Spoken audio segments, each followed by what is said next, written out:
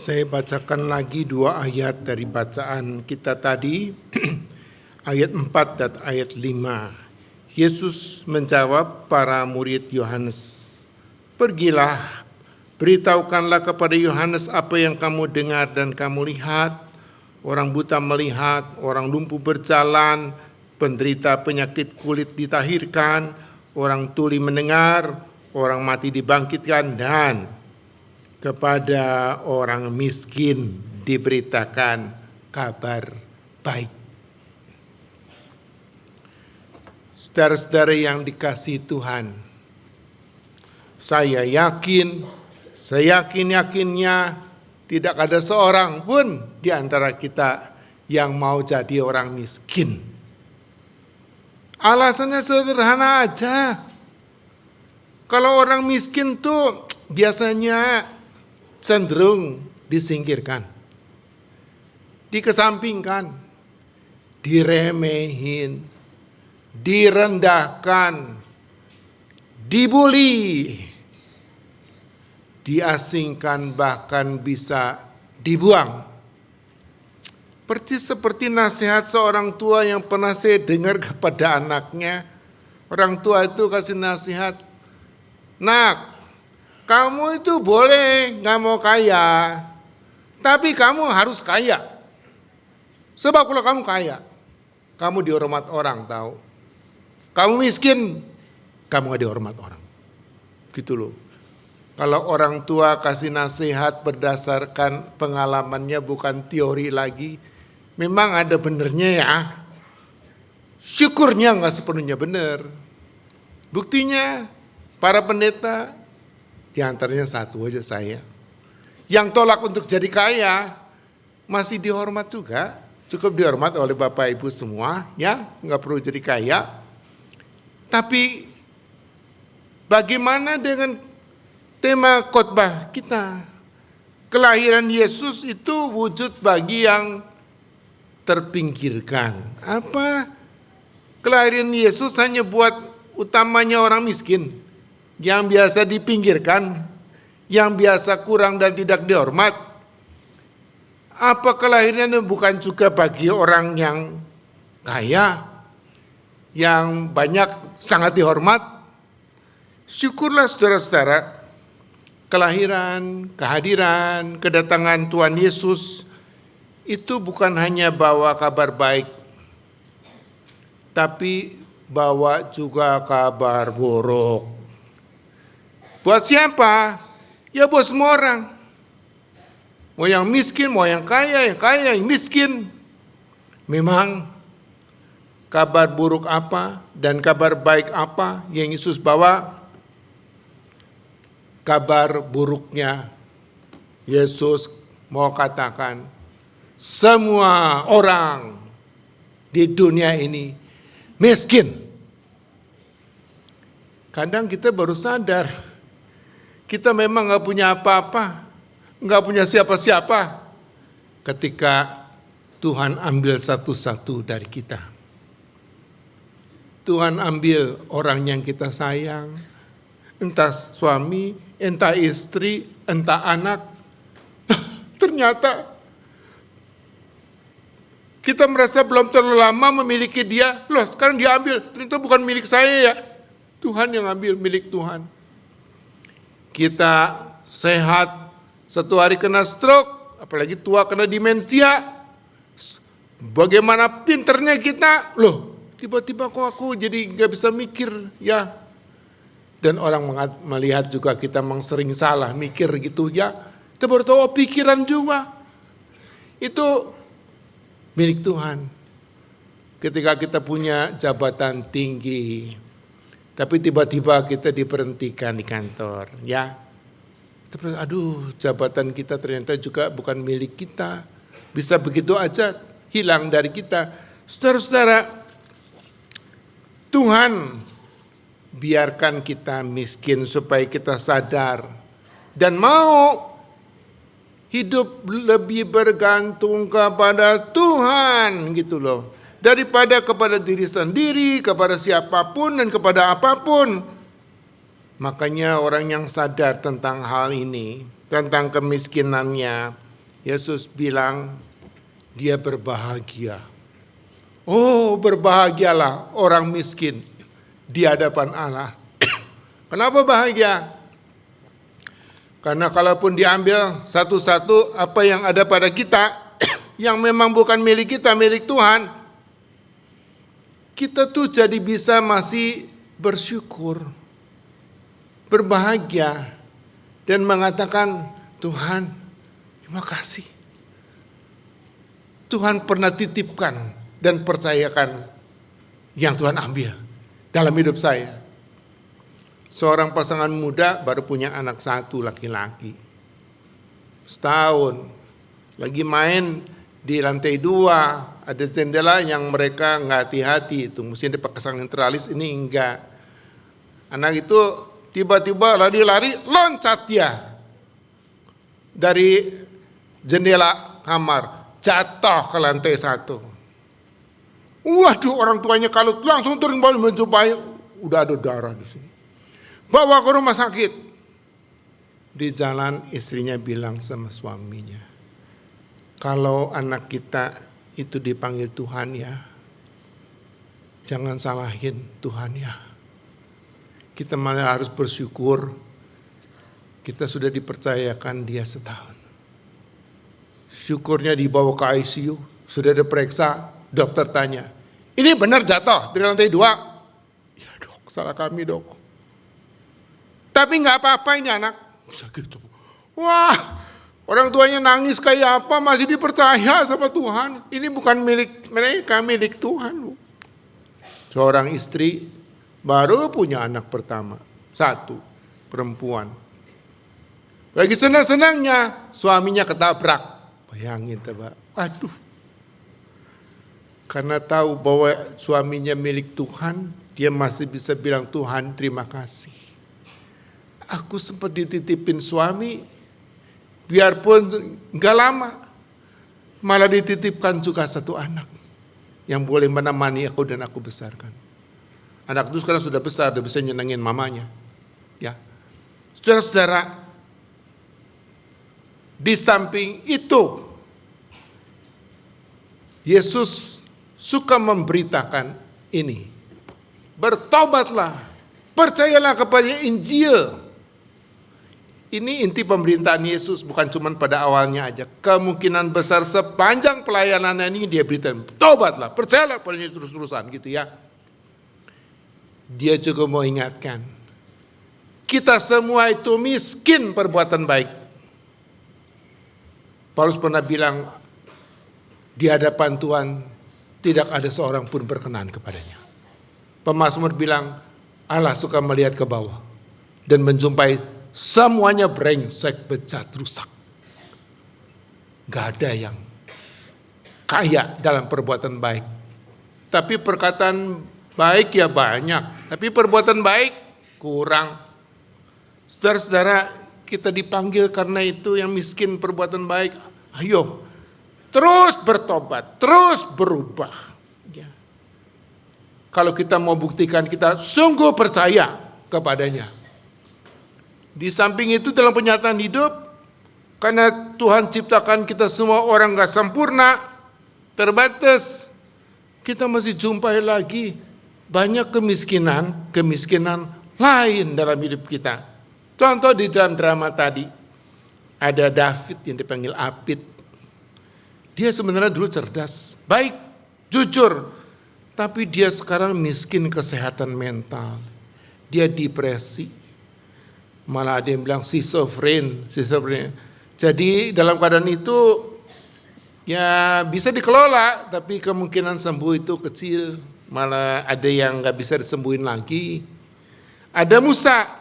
Oh, Musa dulu aktif banget, tapi dia mengalami masalah di kakinya. Sekarang dia jalannya pakai krek pelan-pelan. Kadang-kadang tempat jauh dia mesti pakai kursi roda. Dia miskin, dia merasa miskin masa depan. Ada Lala, gadis kecil, manis, cantik, suaranya merdu, sayangnya miskin penglihatan. Dia buta. Ada Kiki, seorang pekerja keras, Dia bisa sukses sebenarnya. Sayangnya dia nggak punya waktu dan kesempatan untuk mengembangkan pekerjaannya, warungnya. Sebab dia harus selalu dampingin David, kakaknya, yang nggak bisa ditinggal karena sakit mental. Sehari-hari kita juga masih jumpai ada orang kaya sekali materinya, tapi miskin kesehatannya. Dan dia pakai kekayaan seperti apa juga tidak bisa beli kesehatannya. Ada orang yang pintar sekali otaknya. Gelarnya aja banyak banget. Tapi miskin perasaan empati. Sehingga, nah ini banyak di Indonesia nih. Sehingga mereka bisa korupsi, berbuat banyak kejahatan, tapi tanpa rasa bersalah. Malah bisa tanya loh, saya salahnya apa? Gitu ya. Udah kerusakan ada di mana-mana, kerugian ada di mana-mana gitu ya. Ada orang Kristen yang sangat beriman, rohani, saleh. Bisa khotbah segala katanya, rumah di mana-mana, doanya juga bagus, dia aktifnya kayak, tapi miskin perbuatan baik. Sebab cuman ngomong doang, cuman mengaku doang, ngaku iman, tapi nggak kelihatan dalam hidupnya hari-hari. Orang miskin akan selalu ada padamu, kata Yesus. Allah biarkan kemiskinan dan biarkan kita jadi orang miskin. Bukan itu sebagai kutukan loh. Itu sebagai kesempatan untuk kita belajar hidup lebih bergantung kepada Tuhan daripada apapun, siapapun, sebab semuanya milik Tuhan dan bahkan diambil satu-satu pada waktunya.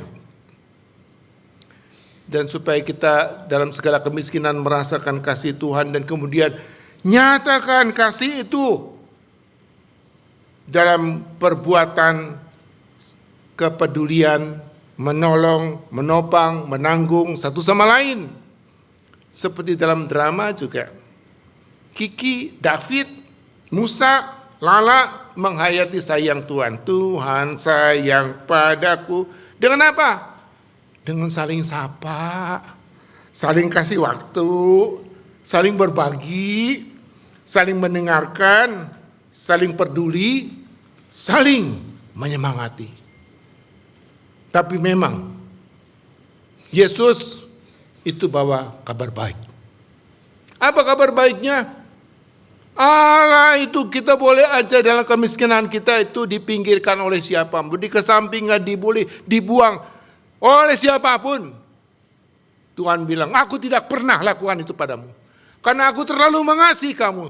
Kamu mengasihi semua orang miskin.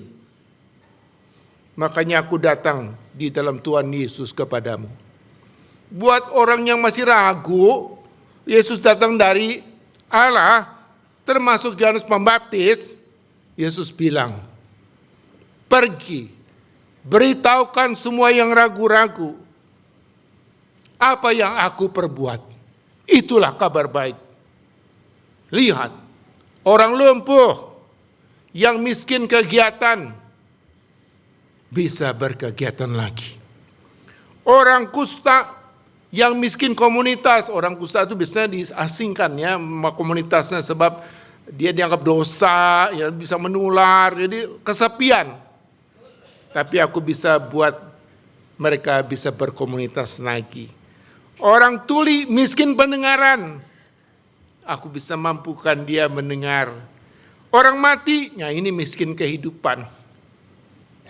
Aku bahkan bisa bangkitkan dia dan beri kehidupan. Itu kabar baik. Aku Yesus lahir, hadir, datang di dunia ini buat semua orang miskin dan terpinggirkan karena kemiskinannya. Sebab Tuhan ingin kita ini jadi orang-orang yang mau dipakai olehnya. Bukannya untuk bisa merasakan kasihnya, tapi dipakai untuk menyatakan kasih lewat saling peduli, saling tolong. Kalau itu kita lakukan, hidup kita jadi berarti, hidup kita jadi berbahagia. Siapa yang gak berbahagia kalau hidupnya berarti? Dia juga ingin kita itu bisa seperti Ayub. ketika satu-satu apa yang ada pada kita yang kadang kita rasakan milik kita. Semakin kita rasakan milik kita semakin rawan deh kesedihan, bukan bahagia. Sebab pasangan diambil. Hah? Milik saya diambil gitu ya. Padahal bukan pada kita. Kesehatan diambil, ya. Pekerjaan diambil, kena PHK. Dan banyak hal diambil dari, waduh, kita bisa sedih bagaimana, kita bisa tanya, Tuhan kenapa Tuhan? Sedihnya ini nggak ada habis-habisnya, nggak habis ngerti kenapa dengannya. Sangkanya milik kita, semuanya milik Tuhan. Tapi kalau kita sadari itu, kita bisa berbuat seperti Ayub. Yang semuanya, kekasih-kekasih diambil, kesehatan diambil. Istrinya juga nggak bisa percaya lagi sama Tuhan, tapi dia tetap bisa puji Tuhan dan bilang, Tuhan yang beri, Tuhan yang ambil, terima kasih.